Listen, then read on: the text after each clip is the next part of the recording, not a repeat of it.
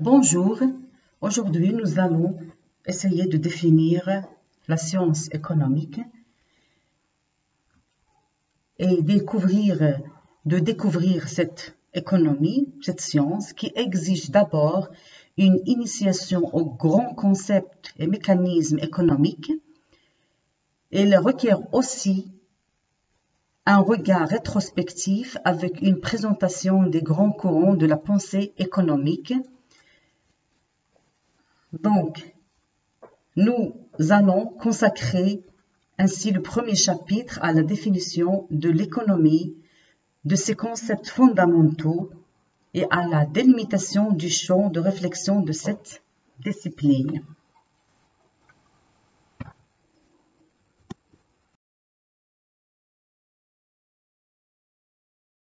Donc, tout d'abord, on va essayer de comprendre quel est l'objectif de ce cours. Alors, le premier objectif, c'est d'assurer une ouverture des étudiants sur les questions économiques. Toutes les questions qui concernent la vie économique, soit qui concernent la production, la consommation, l'équilibre sur le marché, etc. Et bien sûr, le deuxième objectif, c'est d'apporter les connaissances et le vocabulaire économique de base. Parce que c'est par cette connaissance qu'on peut réaliser notre objectif, qu'on peut comprendre les phénomènes économiques, etc. Donc, notre problématique, c'est de comprendre qu'est-ce que la science économique, quels sont les sujets sur lesquels elle se base, elle s'intéresse. Alors, au cours du premier chapitre, qui concerne le champ de la réflexion économique, nous allons mettre en exergue les principales définitions de l'économie à travers les thèses des différents auteurs qui ont essayé de délimiter le champ de réflexion de cette discipline.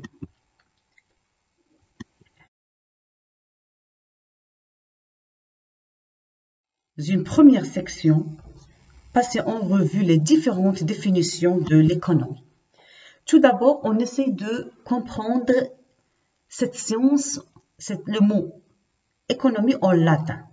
Donc, on trouve deux termes qui sont économos, qui signifie tout court ordre et maison. La définition d'Aristote, c'est que l'économie est la science de l'activité en famille. Et quand on dit l'activité en famille, ici, on est en train de parler de la même chose. Ça veut dire toujours par de l'ordre, de l'organisation, de la gestion pertinente, ainsi de suite. Adam Smith, pour lui, l'économie, c'est la science des richesses. Pour Adam Smith, c'est la science économique qui nous permet de créer, de produire, de réaliser des profits sur le marché, etc. Fourasti, pour lui, la science économique est celle qui a pour objet la production, la consommation et l'échange de biens et services rares. Donc, remarquez ici, on est en train de parler toujours de la création de richesses. Parce que c'est à travers la production qu'on peut avoir différents biens et services qu'on trouve sur les marchés. Et bien sûr, c'est à travers la consommation qu'on peut réaliser notre objectif, qui est la satisfaction de nos besoins, et bien sûr, atteindre l'équilibre économique. Il y a une autre définition de Raymond Barre. L'économie politique est la science de l'administration de ressources rares dans une société. Elle étudie les formes que prend le comportement humain dans l'aménagement onéreux du monde extérieur en raison de la tension qui existe entre les désirs illimités et les moyens limités de sujets économiques. Donc, quand on fait une analyse de cette définition, on remarque qu'on est en train de parler des désirs qui sont illimités, ici on souligne le mot illimité, et les moyens limités. Et bien sûr, on souligne les moyens limités. Donc ici, il y a une confrontation entre nos besoins, nous en tant que consommateurs, nos besoins qui sont illimités, parce que nous sommes des êtres humains, et l'être humain, il a toujours des comportements spécifiques, il essaie toujours de satisfaire ses besoins qui varient d'un jour à l'autre, qui sont toujours, il y a toujours des besoins nouveaux, donc ça d'un côté, et de l'autre côté, on a des biens et services qui existent, qui sont des ressources, qui existent dans la nature en quantité limitée. Donc c'est une problématique. Donc l'objectif de l'économie politique, c'est de trouver des solutions à cette problématique.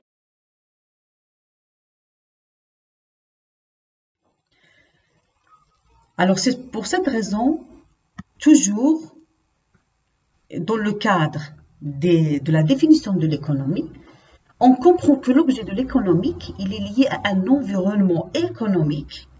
Il est donc de caractère évolutif de la science des richesses à la science de l'échange et à la science de la rareté. Donc on va commencer tout d'abord cette science qui est définie comme une science de la richesse. Alors, quand on dit une science de la richesse, ici, pour appréhender cette définition, on va essayer de prendre quelques définitions qui se basent sur la notion de richesse. La première définition, c'est de Jean-Baptiste Say, dans son ouvrage intitulé Traité d'économie politique. Il a donné la définition suivante. Pour lui, l'économie politique enseigne comment se forment et se consomment les richesses qui satisfont aux besoins des sociétés. Donc ici, Jean-Baptiste Say, il se basait sur la façon, quand on dit comment se forme, ça veut dire je parle de la façon de la production, comment cette production sera faite, et bien sûr de la consommation, et comment il sera écouler ces biens produits, cette marchandise. Ça veut dire le processus de consommation. Il sera effectué comment? Parce que c'est à travers la production et la consommation que se créent les richesses. Une autre définition de Garnier. Garnier présente la définition suivante. L'économie politique est la science de la richesse, c'est-à-dire la science qui a pour objet, ou bien pour but, de déterminer comment la richesse est et doit être le plus rationnellement produite, échangée, répartie, employée dans l'intérêt des individus comme dans celui de la société tout entière. Donc pour Garnier, l'économie, ici, on remarque que cette science, elle s'intéresse à la façon de la production qui doit être d'une manière rationnelle. Donc ici, on souligne le mot rationnel. Il y a cette rationalité, la rationalité de la production. Quand on dit rationalité de la production, ça veut dire le producteur, qui est l'entrepreneur, il doit avoir cette spécificité. On produit juste les quantités qui seront vendues sur le marché, bien sûr, parce que le producteur, il supporte des charges. On sait tous que pour chaque production, il y a des charges qui sont assumées par le producteur. Donc, si on ne produit pas d'une manière rationnelle, on ne peut pas atteindre notre objectif qui est la réalisation du maximum de profit. Donc, c'est cette rationalité qui nous permet d'atteindre notre objectif. Il y a d'autres définitions similaires, comme celle de Robert Turgot, dans son ouvrage « Essai sur la formation et la distribution des richesses » et d'Adam Smith, qui est considéré comme père fondateur de l'économie politique. Alors, dans son ouvrage « Recherche sur la nature et les causes de la richesse des nations ». Donc déjà, le titre de cet ouvrage et en elle-même, oui, elle-même est une définition de l'économie qui a été adoptée par la plupart des auteurs de l'époque. Alors maintenant, on va essayer de voir une autre définition. C'est celle de considérer l'économie comme une science de l'échange marchand. Alors, l'économie est une science de l'échange marchand. Ça veut dire ici, on est en train de dire que l'économie est une science des prix, puisque ce dernier n'est que le résultat de l'échange. Et économique, tout est seulement ce qui peut se traduire par un prix. Donc ici, on va essayer de faire une analyse de cette définition. Déjà, quand on dit un bien ou un service qui sera vendu sur le marché, qui aura un prix sur le marché, donc si on se pose la question suivante, pourquoi ce prix, pourquoi ce produit plutôt, il a un tel prix? Donc si nous observons très bien, on va remarquer qu'un bien ou un service, il n'a pas de valeur en soi. Il n'a pas de valeur en soi. Quand il aura une valeur, il n'a de valeur que s'il satisfait un besoin. Lorsque un bien ou un service, il arrive à ce stade, il arrive à satisfaire un besoin chez l'être humain, alors à ce niveau, on peut dire, à ce stade, on peut dire que ce bien ou bien ce service, il a une valeur. Donc, ici, on peut dire qu'il a une utilité. Il est utile. S'il est échangé sur un marché avec un prix bien déterminé, ça veut dire qu'il est utile. Parce que le consommateur, il se comporte lui aussi d'une manière rationnelle.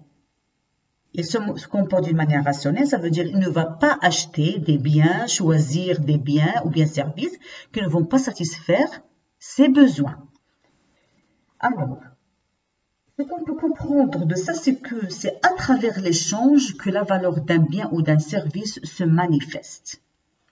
Et cet échange, il s'opère à travers, bien sûr, les marchés. Par conséquent, les marchés sont au cœur de la science économique dans la mesure où ils permettent de vérifier l'utilité des biens et de mesurer donc leur valeur. Alors, les consommateurs, lorsqu'ils essayent de satisfaire leurs besoins, ils s'adressent au marché. Parce que c'est sur ce marché qu'on a les différents biens et services et chacun achète le bien dont il a besoin pour satisfaire son désir. Ça veut dire ici, l'échange s'effectue sur le marché. Donc, ce qu'on peut dire que ces marchés, ils fixent le niveau général des prix. Parce qu'il y a l'offre des biens et services d'un côté, de l'autre côté, il y a la demande, bien sûr de la part du consommateur. Donc, la confrontation entre l'offre et la demande, c'est elle qui détermine le prix du bien, de chaque bien ou service sur le marché. Donc ici, qu'est-ce qu'on peut comprendre de ça? C'est que l'économie devient alors une science des prix. Et puisque ce dernier n'est que le résultat de l'échange, alors on peut dire que il est économique, tout est seulement ce qui peut se traduire par un prix. Une autre définition, la troisième, c'est celle qui considère l'économie comme la science de la rareté et des choix efficaces. Alors ici, on va se focaliser sur la définition de Lionel Robbins, alors qui a défini l'économie comme la science qui étudie le comportement humain en tant que relation entre les fins et les moyens rares à usage alternatif. Donc toujours ici, on met l'accent sur et on s'intéresse à cette rareté parce que c'est elle qui pose la problématique. C'est la rareté. Alors, donc, l'économie est définie comme la science qui étudie le comportement humain en tant que relation entre les fins et les moyens rares à usage alternatif. Alors ici, on remarque que cette définition, il part de l'idée que la rareté des ressources oblige à faire des choix. C'est normal, puisqu'il y a des besoins qui sont illimités d'un côté et de l'autre côté, il y a les moyens qui sont rares. Alors, normalement, il faut faire des choix. Et le choix, il est obligatoire. Alors, la rareté est une situation de non-abondance des ressources, telle que pour satisfaire les besoins, il faut dépenser un effort, un travail ou consentir des sacrifices. Ça veut dire ici, c'est le choix, parce que les biens sont limités et nos besoins sont illimités, les besoins des individus, on est obligé de faire des choix. Parce que on est devant une problématique et bien sûr, il faut faire des sacrifices. Et le consommateur, toujours, il essaye de se comporter d'une manière rationnelle. Il prend en considération toujours le budget dont il dispose. Donc, il ne peut pas dépasser son budget. Les achats ne peuvent pas dépasser le budget. Alors, c'est pour cette raison il y a ce sacrifice. Alors, ici, on peut prendre la définition de Samuelson. Pour Samuelson, la rareté est une loi. Est une loi qui s'impose à tout. Et ce n'est qu'au paradis qu'on pourrait accéder à tous les biens qui permettent de satisfaire tous nos besoins. Donc, toujours, on est en train de parler de la même idée, ce que c'est la rareté des biens qui nous oblige à faire des choix et à faire des sacrifices, parce que dans la nature, les biens et les services dont a besoin chaque être humain ne sont pas gratuits, n'existent pas en abondance, donc ils ne sont pas gratuits, ils ont un prix. Ils ont un prix, donc pour accéder à ces biens, il faut payer, il faut faire des sacrifices.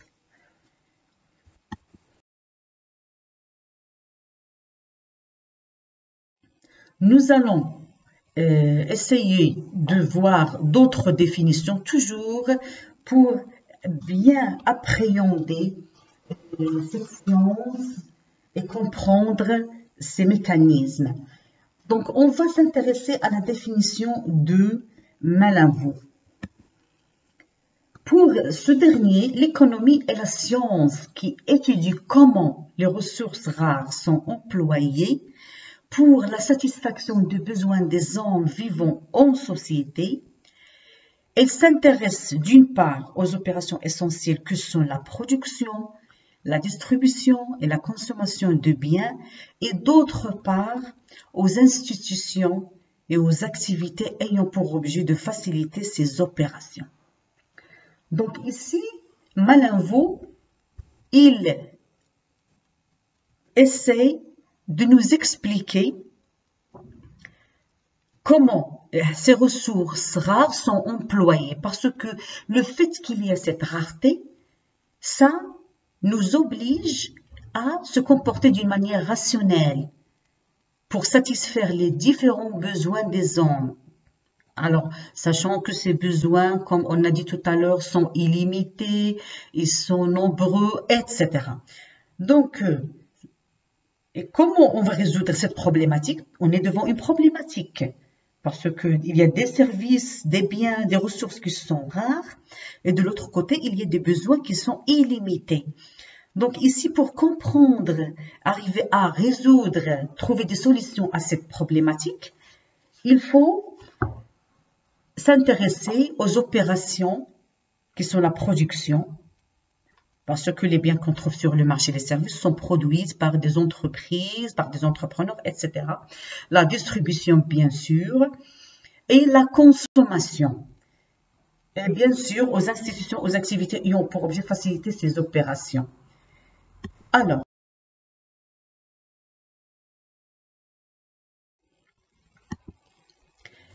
la seconde définition, c'est celle de Samuelson. Alors, Samuelson, dans son ouvrage L'économique, il a essayé de présenter la définition suivante de l'économie.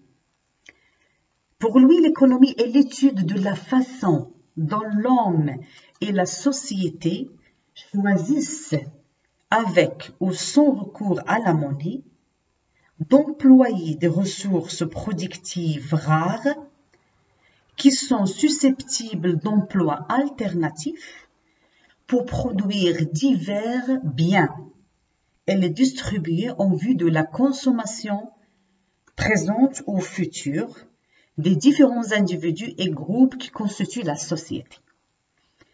Donc, ici, Samuelson, pour lui, l'économie, il s'intéresse à l'étude de la façon, et on souligne ici le mot façon, dont l'homme et la société choisissent. Ça veut dire qu'on est en train de faire des choix. Comme on a dit tout à l'heure, c'est la rareté des ressources qui nous oblige à choisir, à faire le choix. Parce qu'on est obligé de choisir, parce que nous avons des budgets qui sont limités. Toujours on se comporte sous contraintes budgétaires, parce que les biens et les services sur le marché, ils ont des prix, ils ne sont pas gratuits.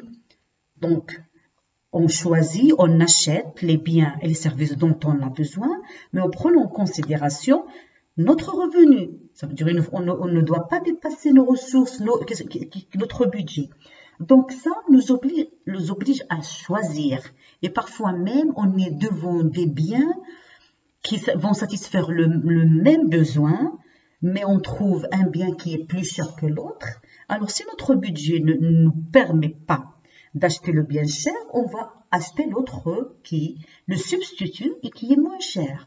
Donc toujours dans notre comportement quotidien, chaque jour, dans nos achats, même nos achats qui sont très simples, nos achats quotidiens, on est en train de faire ce choix. On est en train de faire ce sacrifice, cette substitution, etc. Parce que on ne peut pas avoir ces biens et services sans payer. Alors, le fait de payer, ça nous pousse à choisir. Alors, ça veut dire ici, il faut se comporter d'une manière rationnelle. Donc, toujours, on revient à cette rationalité dans le comportement, soit de la part du consommateur, soit de la part du producteur. Alors, ici, c'est pour cette raison on a dit employer les ressources productives rares. Quand on dit la rationalité de la part du producteur, ça veut dire même le producteur, il a pour lui, il est devant une contrainte parce que lui, il est en train de payer, d'acheter les facteurs de production. Les facteurs de production. Alors, ces facteurs de production sont de ressources productives rares. Donc, il faut les employer d'une manière rationnelle, etc. Pourquoi? Tout ça pour atteindre les objectifs et bien sûr, oui, atteindre les objectifs qui sont la satisfaction, qui sont la maximisation de l'utilité pour le consommateur, qui sont la maximisation du profit pour le producteur, etc. Et bien sûr, l'équilibre, la réalisation de l'équilibre général sur le marché. Et bien sûr, quand je parle de la production, la rationalité au niveau de la production, au niveau de la consommation, et bien sûr au niveau de la distribution, même la distribution, il doit être faite d'une manière pertinente. Ça veut dire il faut qu'il y ait cette rationalité. Donc, pour atteindre l'objectif, bien sûr, final.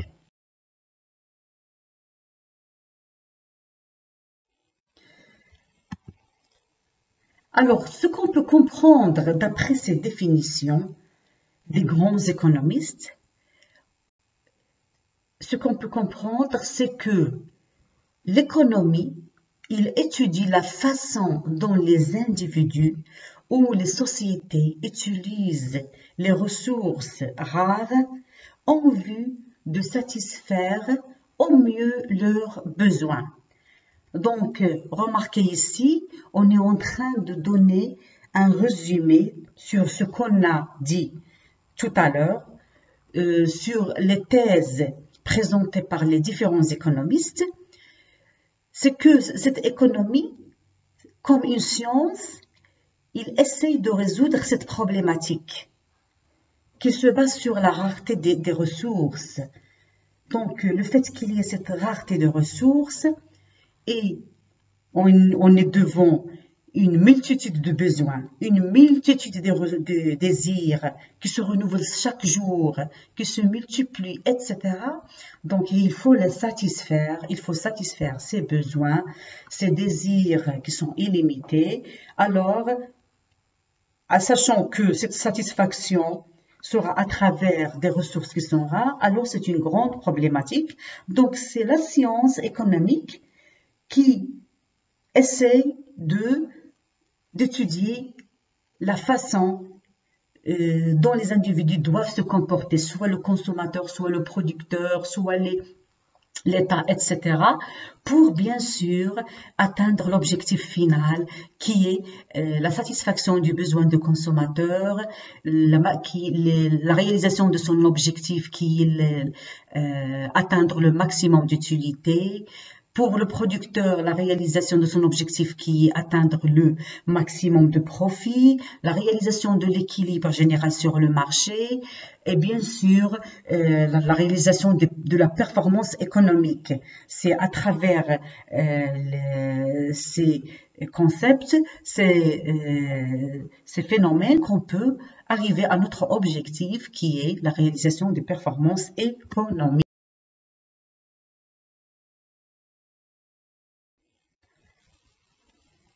Alors, toujours dans le cadre de ces définitions de synthèse, on se pose les questions suivantes.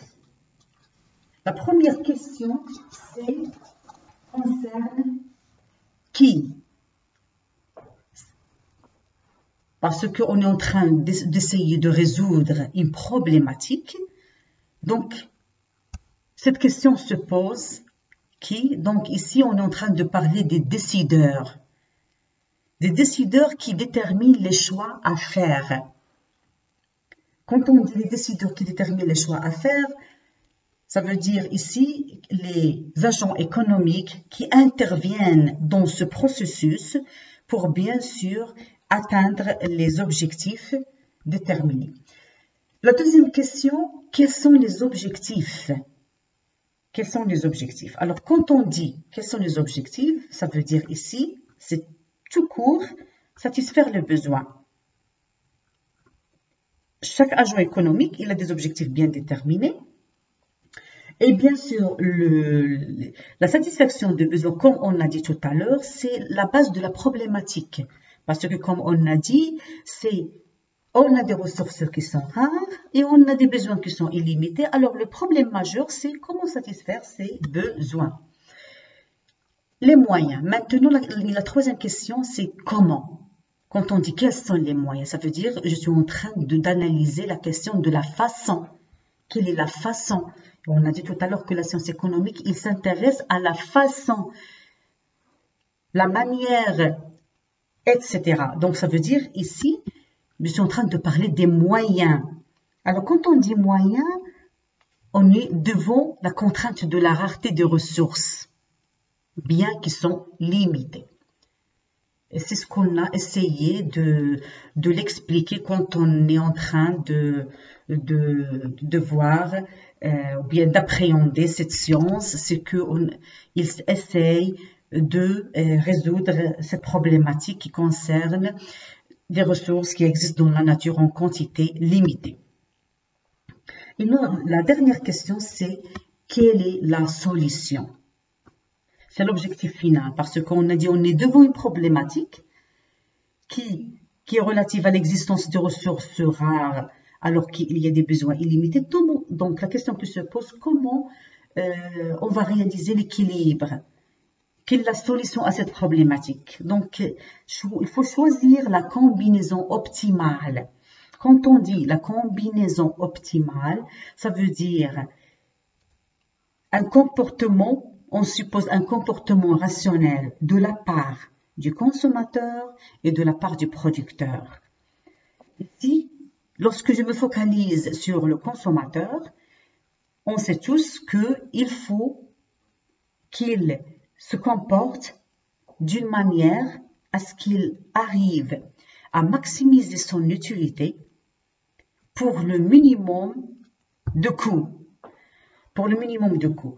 Pour le producteur, il essaye de maximiser sa satisfaction et quand il sera satisfait, lorsqu'il va réaliser le maximum de profit avec le minimum des dépenses, ça veut dire des ressources utilisées.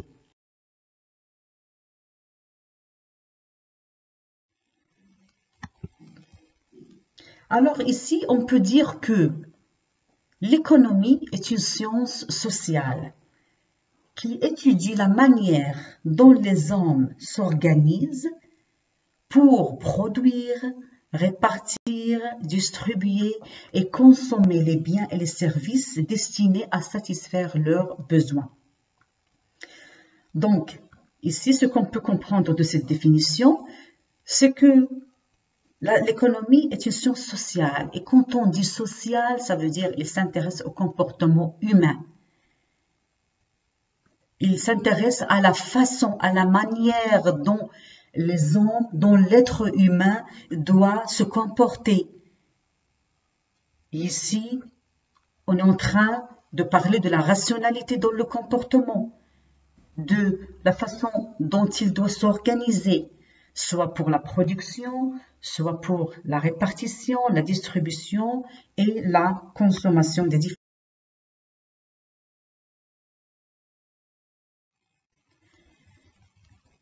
Au niveau de cette section, nous allons voir les éléments fondateurs de la science économique. Ici, il s'agit d'étudier l'objet et les méthodes de la science économique. La première chose, on va essayer de voir ou bien d'expliquer la première notion qui est relative au terme besoin. Donc, quand on a parlé de la problématique, quand on a essayé de définir cette science, on a bien dit qu'il essaye de trouver des solutions aux problèmes économiques, comment l'équilibre sera réalisé sur le marché, comment réaliser le maximum de satisfaction soit pour le consommateur, soit pour le producteur. Chaque fois, on est en train d'évoquer qu'il y a des besoins, qu'il y a des ressources plutôt qui existent en quantité limitée, et il y a des besoins des gens, des êtres humains qui existent en quantité illimitée. Donc ça nous pousse à définir ces notions. Alors, quand on dit besoin, ça veut dire que c'est une sensation de manque.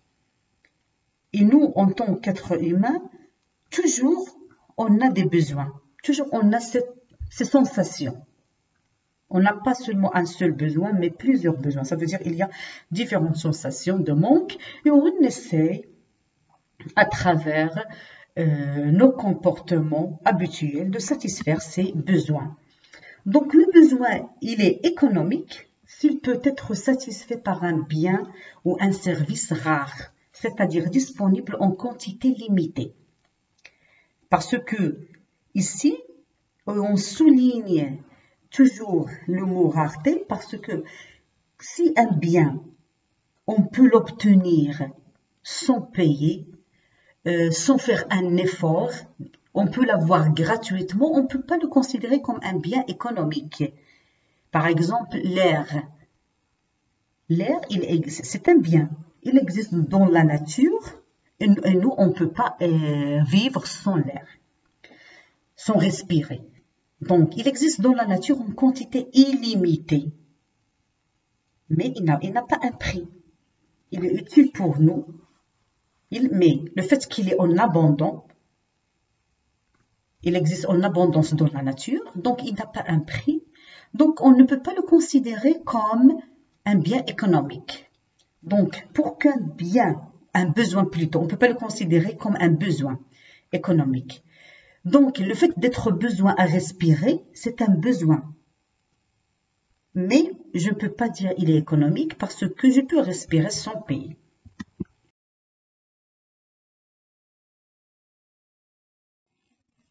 Alors, maintenant, on va essayer d'expliquer le mot bien, parce qu'on a parlé des biens qui existent dans la nature en quantité, qui sont des ressources en quantité limitée, et il y a les besoins les désirs qui sont illimités. Donc, les biens ou ces services, ils permettent par leur consommation de satisfaire les besoins. Le bien, il a l'aptitude à satisfaire le besoin, donc ça veut dire il est utile, il a une valeur. Il a une valeur. Donc ça veut dire c'est cette utilité du bien qui le rend un bien économique.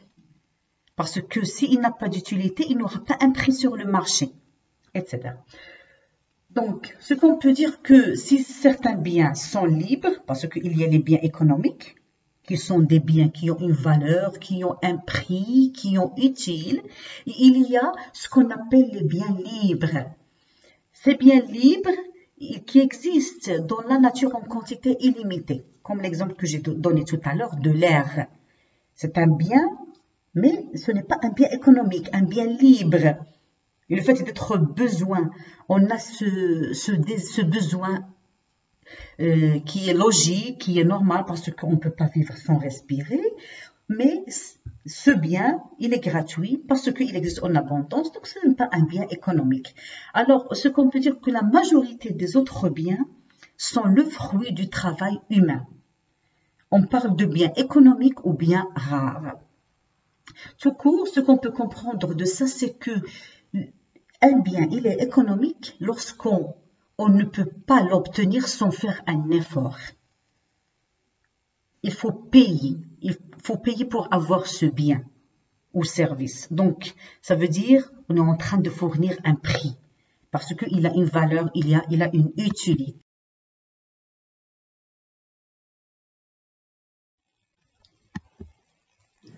Donc, ce qu'on peut comprendre de ça, que l'objet de la science économique, c'est de comprendre comment fabriquer et mettre à la disposition des hommes des biens auxquels ils aspirent.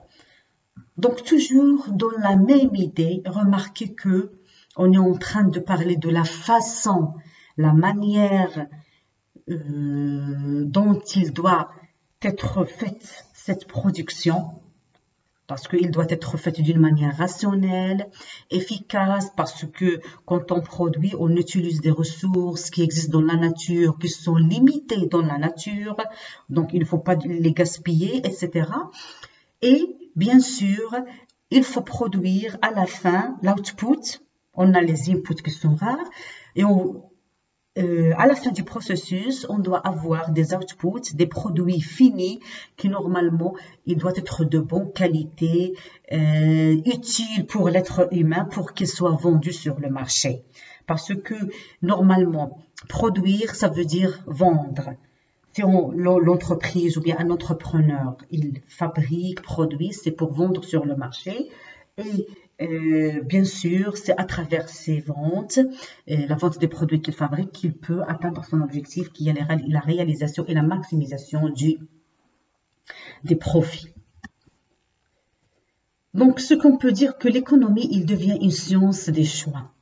Quand on dit une science des choix, comme on a dit tout à l'heure, puisque on est toujours, on se comporte en prenant en considération toujours, il y a des contraintes, en prenant en considération le revenu dont nous disposons, parce que les prix, les services sur le marché, les services sur le marché, ils ont des prix, ils ne sont pas gratuits, alors toujours, il faut se comporter d'une manière rationnelle. Et comme j'ai dit tout à l'heure, toujours, on est obligé de faire des choix. Et bien sûr, choisir les biens qui sont utiles pour nous, qui procurent une utilité, mais en même temps que notre budget nous permet de les acheter, de se procurer de ces biens. Ça veut dire, on peut dire, cette économie, puisqu'il étudie la manière, la façon dont les producteurs doivent se baser pour produire leurs biens, il s'intéresse à la façon dont le consommateur doit doit se comporter pour accéder et pour choisir, pour acheter des biens et des services, ça veut dire toujours on est devant des choix. Et c'est la rareté des biens, des ressources qui a obligé, qui a entraîné l'existence de ce choix.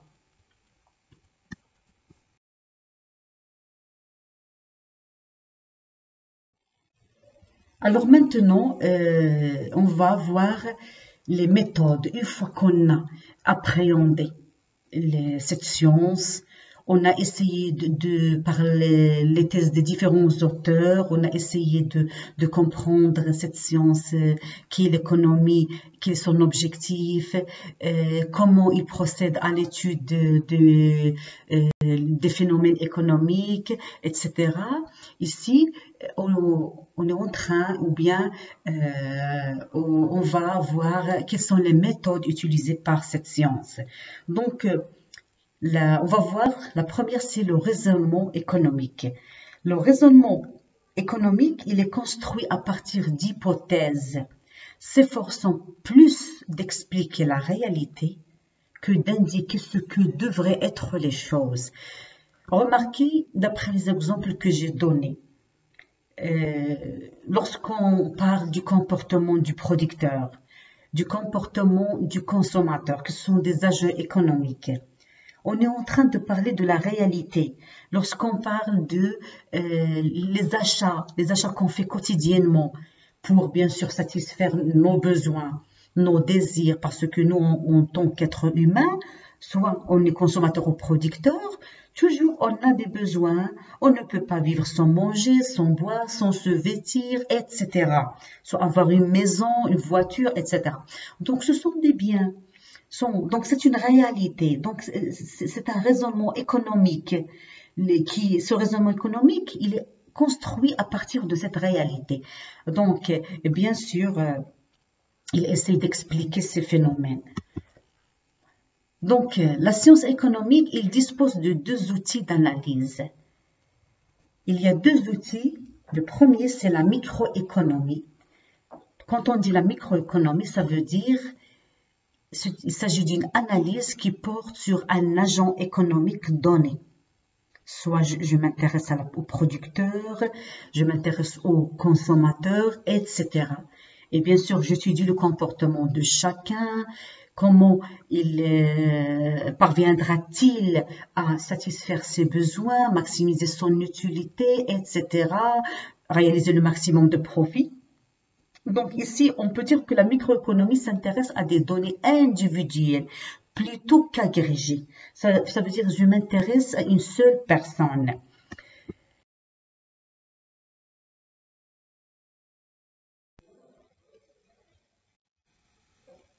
Le second outil de la science économique est la macroéconomie.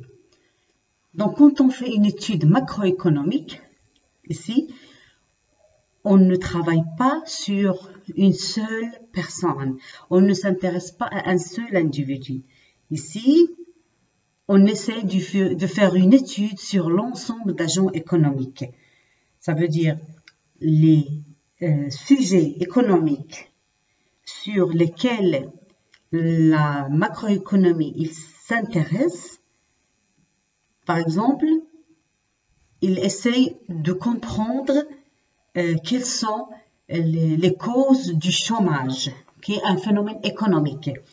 Donc le chômage, il ne concerne pas une seule personne, mais il concerne une population. Par exemple, on va étudier le chômage au niveau de la région orientale.